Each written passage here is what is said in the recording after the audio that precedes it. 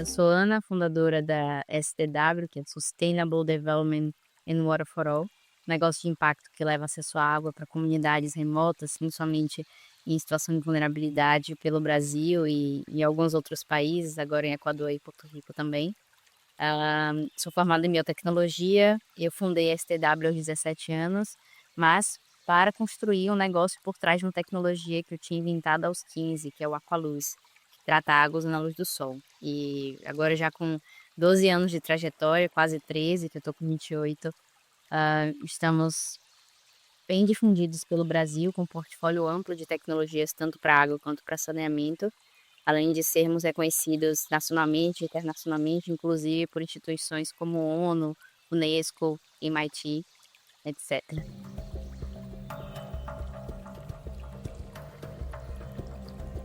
Hola, en este nuevo episodio del Viaje Regenerativo tenemos como invitada a Ana Luisa Becerra. Ella nos cuenta cómo hizo realidad el sueño que tuvo a los 15 años de llevar agua potable y justicia social a quienes se les había negado estos derechos. Conozcamos su historia.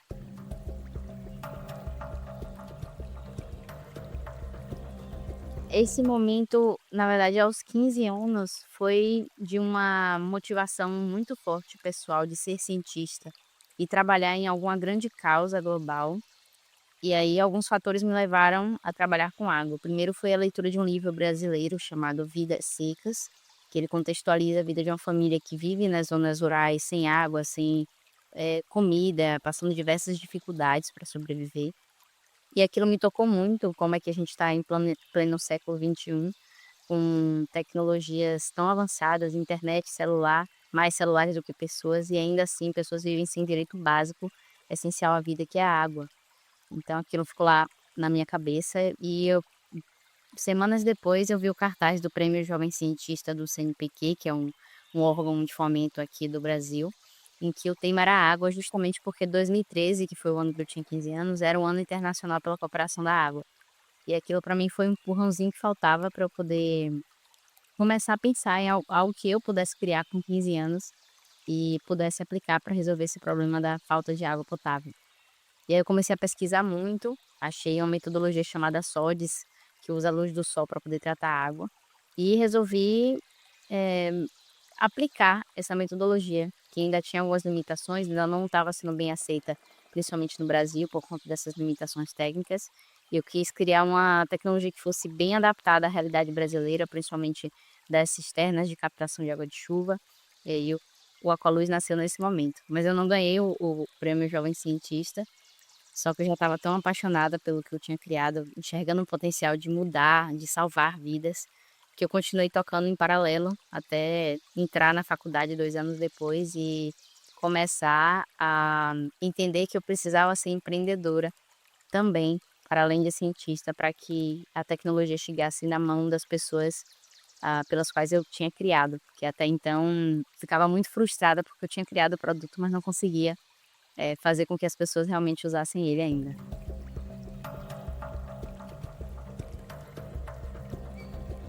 Eu sou de Salvador, Bahia, não eu tinha pulado essa parte da introdução, que fica na região nordeste do Brasil, é o maior estado inclusive do nordeste.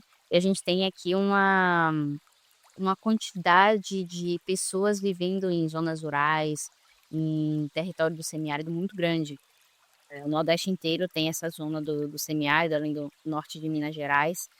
E, eh, a nossa preocupação sempre foi focada nesse território. A minha, em particular, quando eu iniciei, era focada nessa região, porque é uma região que tem um clima extremamente árido e, inclusive, alguns municípios agora, com todas essas mudanças climáticas, já estão passando, de semiárido para árido, a situação quase como um deserto. E é um clima quente, são regiões com baixo índice pluviométrico, chove pouco, famílias que às vezes têm, problemas ainda piores do que água de rio, água de poço, mas que é salobra, que além do problema microbiológico tem problema da salinidade, enfim, é uma problemática muito diversa, muito complexa. E quando eu entendi que ninguém estava olhando para essa realidade, ninguém estava propondo soluções, políticas públicas, eu meio que internalizei como a minha missão, né, eu precisava fazer algo a respeito, aproveitando todos os privilégios que eu tinha para mudar essa realidade.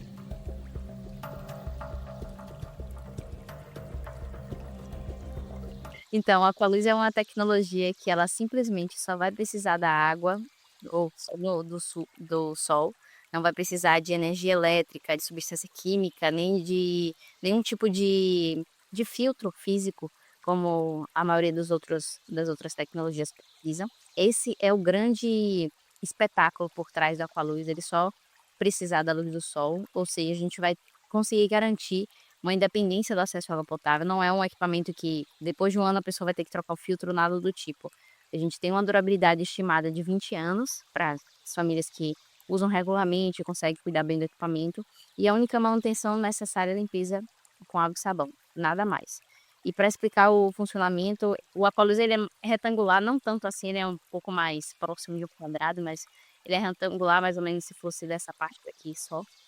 E ele tem os pés, os suportes, e ele é todo em aço inox, é como se fosse uma cuba mesmo, com 10 litros de capacidade e uma tampa transparente de vidro.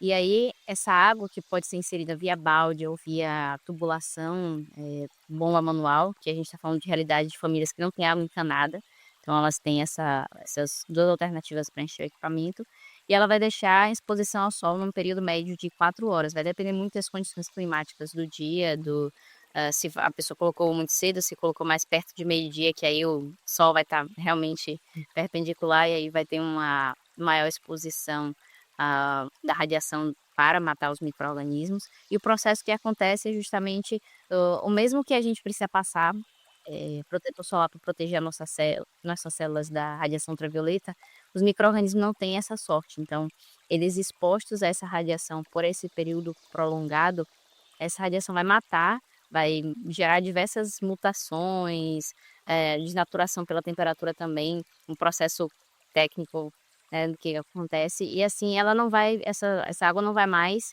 causar as doenças de veiculação hídrica, porque os micro-organismos que causariam estariam mortos. E depois desse período, a pessoa pode retirar a água, tem uma travinha embaixo, a pessoa posiciona o balde, libera a travinha, a água vai descer e ela pode levar para casa. Se quiser tomar um chá, um café, a água já vai estar praticamente na temperatura certa.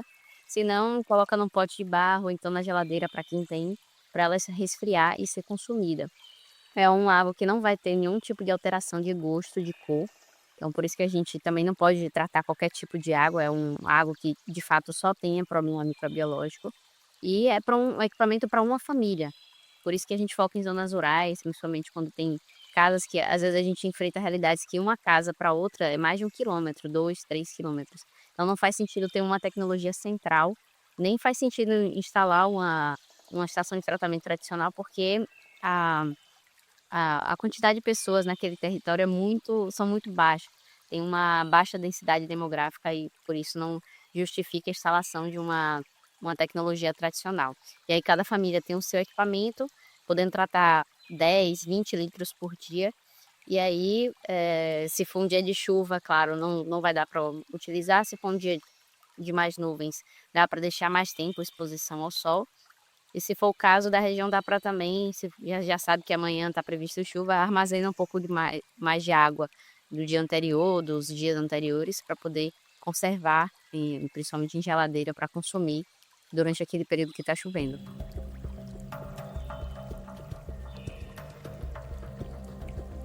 Si este mensaje te resuena y quieres que más emprendedores rurales como tú encuentren estas herramientas, detente un segundo. Dale me gusta, suscríbete a nuestro canal y comparte este episodio con ese vecino, con ese líder comunitario que está buscando emprender y que necesita un poco de ayuda. Hagamos que la voz del campo llegue mucho más lejos.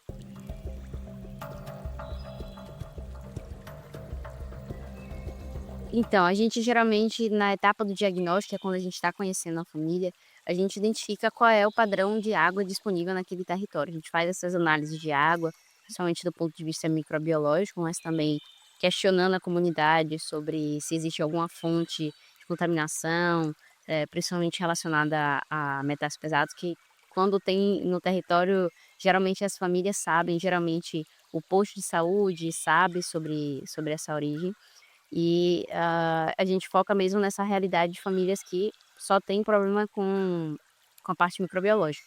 Quando a gente identifica num território que o problema é mais complexo, como por exemplo, água salobra, até contaminada com metais, aí a gente tem uma tecnologia chamada aquasalina, que é o mesmo princípio do aqualuz, de só usar a luz do sol, não usar nenhum tipo de substância química, nem energia elétrica, nem filtros, mas ela faz a dessalinização solar da água, ou destilação solar da água.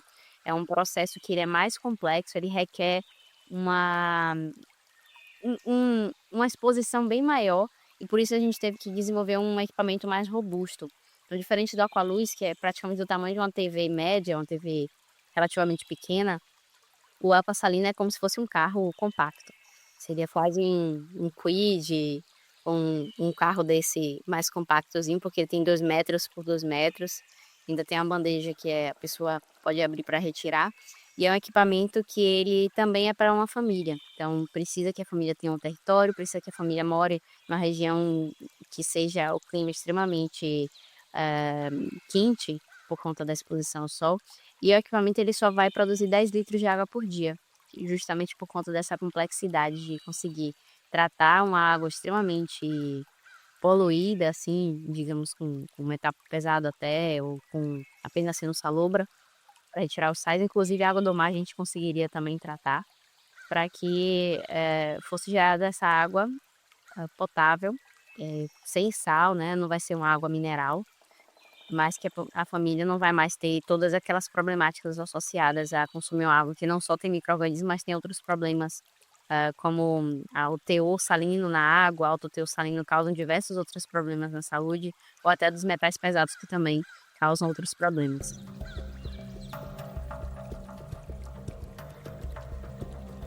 Como a gente trabalha com uma população abaixo da linha da pobreza, em situação de vulnerabilidade, não são eles que pagam pela tecnologia. Sempre existe um investidor e, de vez em quando, os investidores, dependendo de onde está a empresa, quando está dentro da área de operação, essas comunidades que vão ser beneficiadas, eles gostam sim de visitar, de conhecer a tecnologia e de ver os resultados das famílias, principalmente depoimentos, né, de mães que dizem que agora os filhos não ficam mais doentes, que conseguiram ter um rendimento melhor na escola, elas próprias conseguiram trabalhar mais, ter um maior rendimento no trabalho, que a maioria depende de agricultura familiar, por conta da qualidade da água que agora eles têm.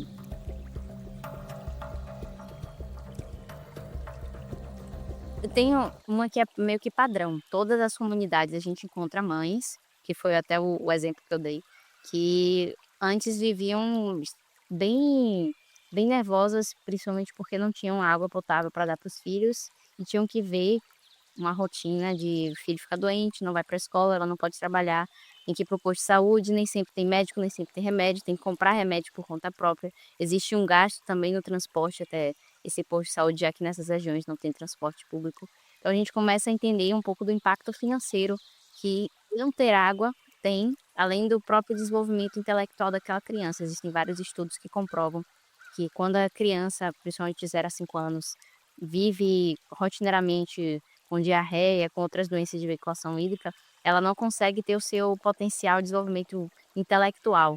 Ela tem de forma irreversível, essa, esse impacto no seu desenvolvimento. E de histórias mais particulares e marcantes, a gente tem tanto histórias boas quanto histórias tristes. O que marca mais termina sendo as histórias tristes, sim. Então, tem 2 específicas que a gente, guarda, que eu não vivi, mas que nossa equipe viveu e ficou muito marcada. A primeira foi no território que a gente foi fazer o projeto e descobriu que lá existia um cemitério de crianças de recém-nascido por conta de água contaminada, num período em que a comunidade enfrentou uma escassez hídrica muito grande e a única água disponível era extremamente, poluída. Em paralelo a isso, eles estavam com muita desnutrição, então as mães que acabavam de ter seus filhos não tinham leite, e elas tinham que fazer o leite artificial, né, a fórmula. E aí, para misturar a fórmula precisa de água, a única água disponível era água contaminada, e aí desencadeava-se as grandes crises de diarreia em recém-nascido, que são extremamente vulneráveis. Então, teve uma grande taxa de mortalidade infantil nessa época por conta desses fatores. E a gente fica pensando: "Poxa, se a gente tivesse chegado antes, quantas vidas a gente não poderia ter salvo?".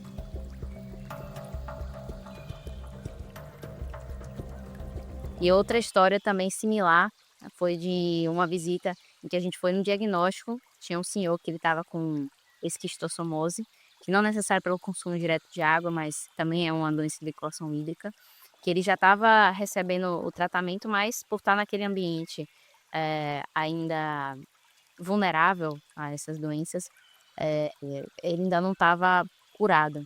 Então, a gente chegou, fez o diagnóstico e disse: "Ó, você vai receber o seu Aqualuz, vai dar tudo certo". E quando a gente voltou para fazer a entrega da tecnologia, a filha dele já veio chorando falar com a nossa equipe. Infelizmente, ele não tinha resistido, ele tinha falecido. Então foi mais uma vida que a gente perdeu por não conseguir chegar a tempo. E de história feliz, a gente tem uma também que marca de um senhor que ele tinha 93 anos e falou para nossa equipe que ele achava que ele iria morrer sem nunca ter contato com água potável, só consumindo água contaminada. Então ele estava, assim, sem acreditar, extremamente grato que ele tinha realizado esse sonho de consumir água potável antes de falecer por causas naturais, né, porque no caso dele, agora ele não vai mais ficar com doenças de veiculação hídrica. O que minha equipe passou foi que ele ficou muito feliz, assim, sem acreditar que aquilo estava acontecendo com ele, porque ele já tinha passado 93 anos consumindo água contaminada, você nunca sentiu o gosto de uma água tratada, que ele estava sem acreditar que estava acontecendo aquilo na vida dele, na comunidade dele.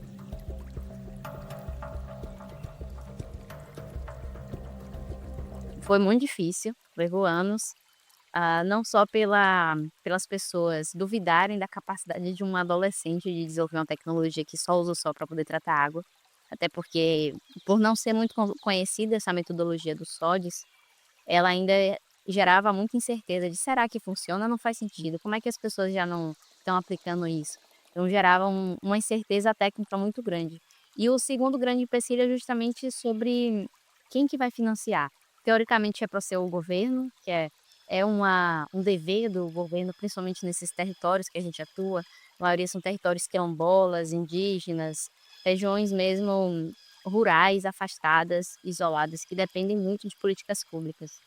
Então, a gente, por anos e ainda estamos nessa luta, né, de tentar termos apoio do governo, mas isso ainda não é a realidade. Tem muito a ver com, infelizmente, corrupção, tem a ver com, a gente ainda vê comunidades que ficam à mercê de prefeitos, por exemplo, que usam água como moeda de troca política. Então, aquela região só vai receber o abastecimento de água potável se votar nele. Quem ele sabe que não votou enfrenta diversas crises de não receber abastecimento de água. Então isso ainda é um fator que eles preferem ter aquele fator de domínio da comunidade do que fornecer uma tecnologia que vai garantir com que eles possam usar uma água do rio disponível para poder tratar e ter acesso à água potável de forma independente. E fora que eu escuto muito isso, em que água não dá voto. Então, para alguns políticos é bem melhor construir estrada, que são coisas importantes sim, construir praça, parque, do que direcionar o investimento para água e saneamento.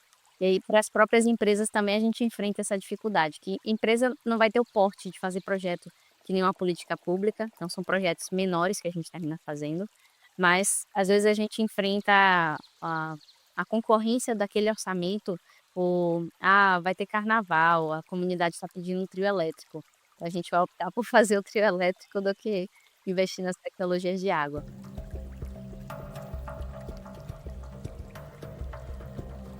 Aprendi 2 coisas: resiliência e uma capacidade de o tempo todo aprender, observar e aprender, porque, eu concordo que logo quando eu comecei eu não entendia nada no mercado, eu entendia porque as pessoas não acreditavam em mim, porque de fato eu não entendia nada, mas eu sempre tive uma motivação muito grande por aprender. E isso fez com que: "Ok, aquela pessoa não acredita em mim, eu estou entendendo o porquê, então eu vou lutar para que eu possa corrigir aquele aspecto, eu possa dominar aquele assunto, testar e validar aquela hipótese".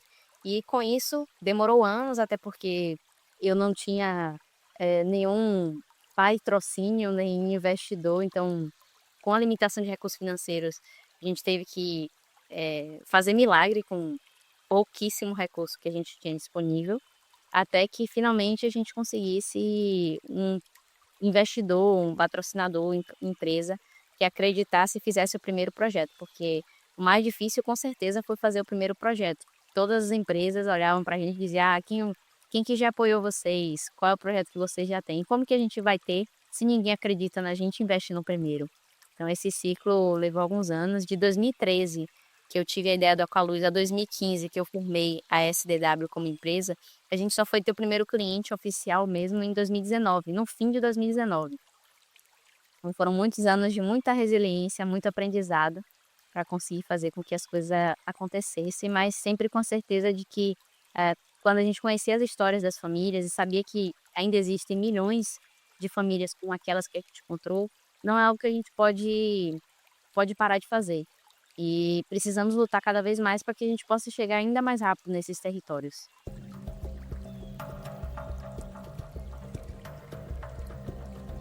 Hoje a gente tem uma metodologia de atuação nesses territórios que ela parte de uma base de interação e principalmente de participação ativa das comunidades. E a própria evolução das tecnologias que a gente tem, como a Colors, por exemplo, ela parte muito dessa vivência que a gente tem com os beneficiários. Eles nos ajudam a melhorar a tecnologia.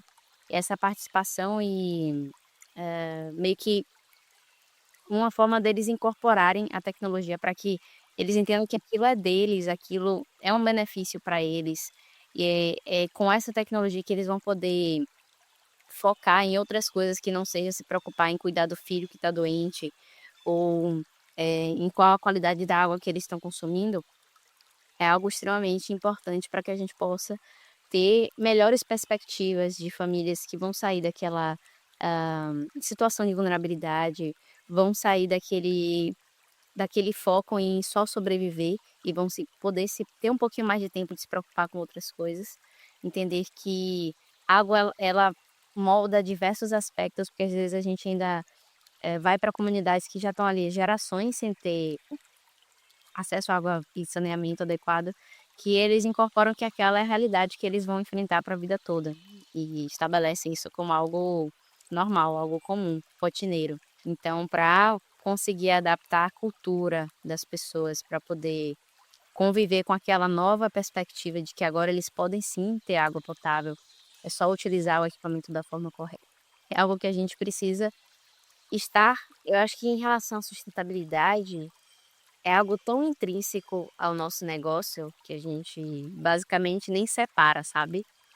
Por exemplo, o Aqualuz e o Aquasalina, que são as duas tecnologias que eu exemplifiquei das 8 que temos no nosso portfólio, são 2 produtos que eles são tecnologias baseadas na natureza.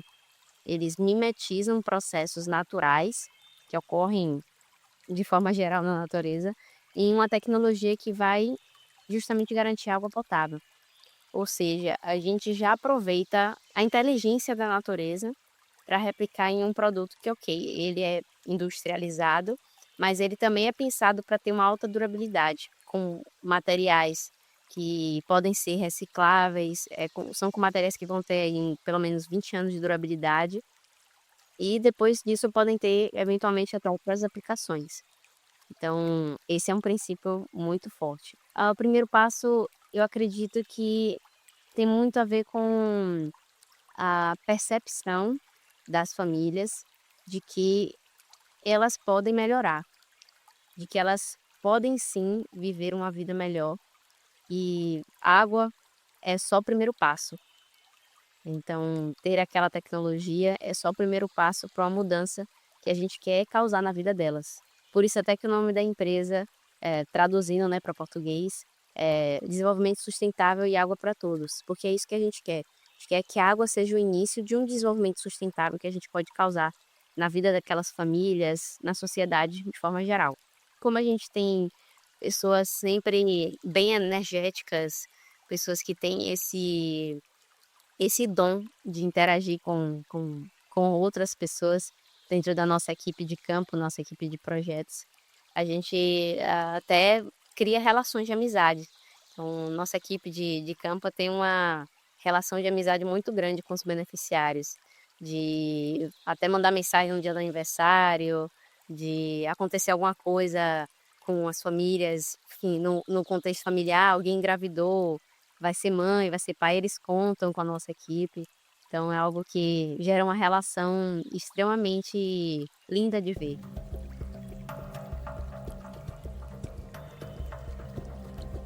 Eu diria que hoje, às vezes, se a gente parar para pensar, o simples fato da gente não comprar uma coisa, a gente já está sendo sustentável. Como é que é mais caro se, literalmente, se a gente não comprar alguma coisa, a gente já está sendo mais sustentável. A gente economizando já está sendo mais sustentável. Então existem, claro, algumas perspectivas da sociedade atual que já está muito moderna, acostumada com as suas facilidades, não quer abrir mão disso, e isso impacta na sustentabilidade de forma geral. Mas quando a gente pensa, principalmente nessas comunidades que a gente atua aqui, são comunidades mais tradicionais, a gente percebe que eles sim sabem ser sustentáveis. Existe um aspecto muito bonito de manutenção de cultura, principalmente quando a gente fala de territórios indígenas e quilombolas, onde a gente percebe que aquele cuidado com a natureza, ele está dentro do país, da comunidade.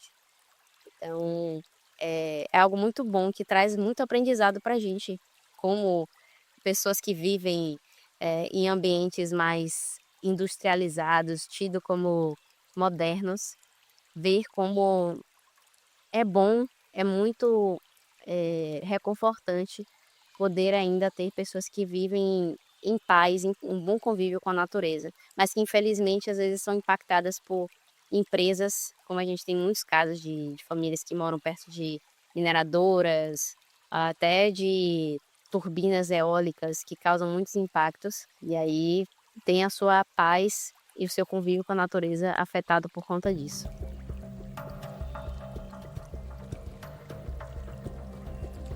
Seria definitivamente a resiliência, de acreditem em vocês, nos seus sonhos, no seu potencial, escute muito o que as pessoas têm a dizer, mas saiba filtrar o que aqui de fato faz sentido e o que não faz.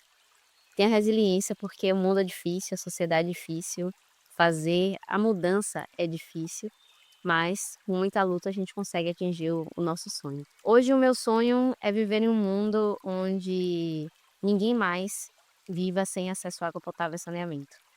De todo mundo possa ter esse bem e até esqueçam que isso é um problema.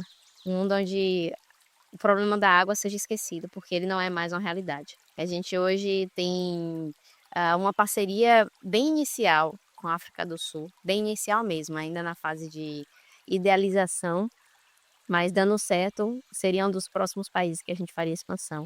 Seria a África do Sul, eventualmente Moçambique também. Mas de sonho, de tecnologia, a gente tem alguns outros produtos sendo analisados para incluir no nosso portfólio. Como nós ainda somos uma equipe pequena, não dá para a gente fazer várias tecnologias ao mesmo tempo, mas essa parte ainda é um pouco confidencial, até porque não foi ainda desenvolvida para que a gente possa ter cada vez mais soluções para diferentes realidades em problemas de água e saneamento.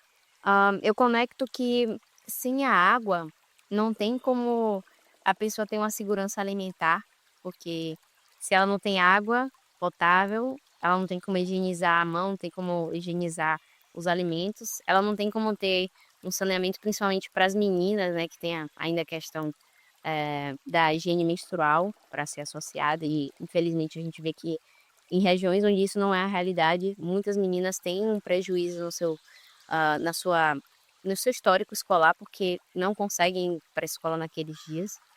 A gente também tem um efeito direto na vida das mulheres, profissionalmente falando, porque são as responsáveis por garantir que os filhos tenham acesso à água potável, e com isso, se elas têm uma preocupação maior, têm que gastar mais tempo cuidando do filho que está doente, ou cuidando de si porque está doente, ou não tem condições de ter uma higiene menstrual adequada, isso também vai afetar no seu trabalho, na sua geração de renda, na geração de renda daquela família, que também poderia estar economizando se os filhos não ficassem doentes.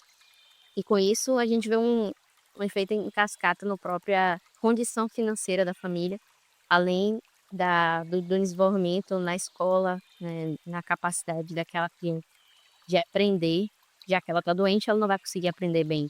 Então, se a gente evita que ela fique doente tão frequentemente, ela vai ter uma capacidade intelectual maior, vai se desenvolver melhor na escola.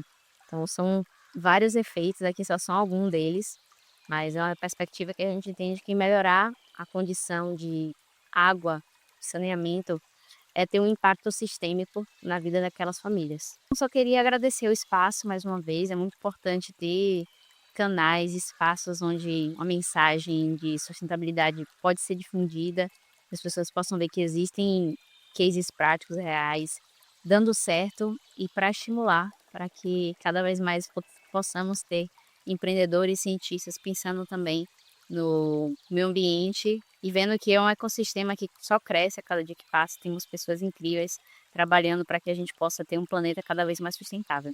Então, parabéns pela iniciativa de vocês e muito obrigada pelo espaço.